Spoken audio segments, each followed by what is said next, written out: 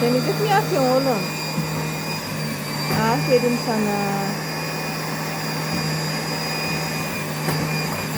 O yukarıları da temizle. Yukarıları da temizle. Hadi.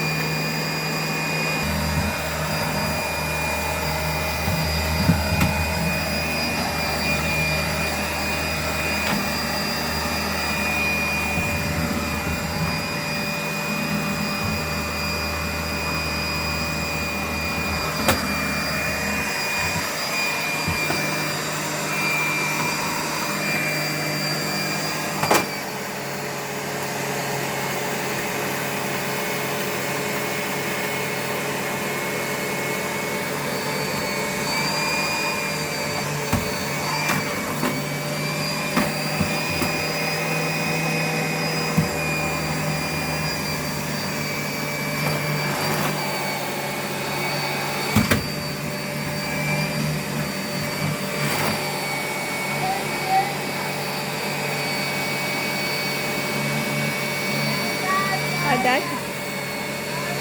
Çabuk ol.